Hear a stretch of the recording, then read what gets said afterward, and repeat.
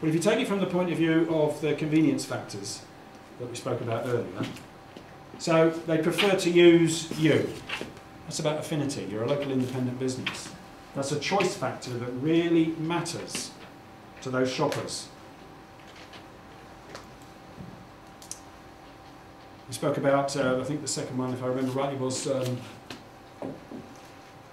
forgetting my own figures now. One was on customers and service. So things like approachability, that's it. Customers and service. So service is all about things like, are you friendly and easy to deal with? Are you welcoming when you come in? Are you easy to talk to? Or are you awkward and a bit opinionated? Yeah? Your after-sales care.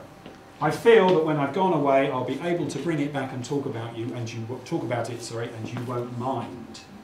Or might you get a bit funny about it? And ultimately, yeah, do they feel that they can trust you?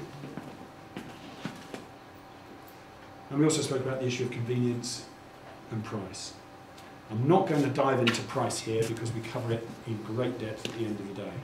But I do want to talk about the others more for the rest of the time that we've got together.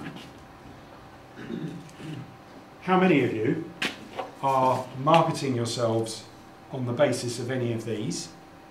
How many of you are making a point in your marketing of telling people about your expertise? How many are making a point of marketing trustworthiness? How the hell do you do that anyway? You can. Yeah? How many of you are marketing the fact that you're local, independent, a member of the local community? How the hell do you do it anyway? That's what we're going to start talking about. You see, because the thing is, if people don't know that you've got these traits, you've got these factors, the factors that they would like to see, the factors they believe that you have, the factors that are preventing them apparently from using you, they won't use you. And some techniques don't work. You can't, let's go the other way around. 25% off a laptop, that makes sense. Everyone understands that. But 25% off knowledge.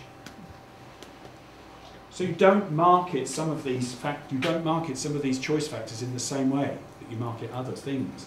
Sometimes it's about actions. It's about things that you need to be seen to be doing, rather than adverts and leaflets that you print and distribute, and websites that you put up. Websites is a bit of a mess. A word about word of mouth. Word of mouth, an interesting one. The way it gets used a lot. How do you do marketing? Oh, I rely on word of mouth. Anything else? No. Tried adverts, didn't work. Tried this, didn't work. I rely on word of mouth. Too many customers I meet say that to me. The problem with word of mouth is many of these things. If you use it the way that it's being used, it's entirely passive. Other people are doing it for you. You're not actually marketing your business. Other people are. It's slow. How do you create word of mouth? Well, I do a really good job for customers, and that makes them talk to other people. Well, hang on a minute. I expect you to do a really good job anyway, because I came to you because you're a local expert. So you better do a bloody amazing job before I'll even think about talking about it. Yeah? It's also slow. You can only do that one customer at a time.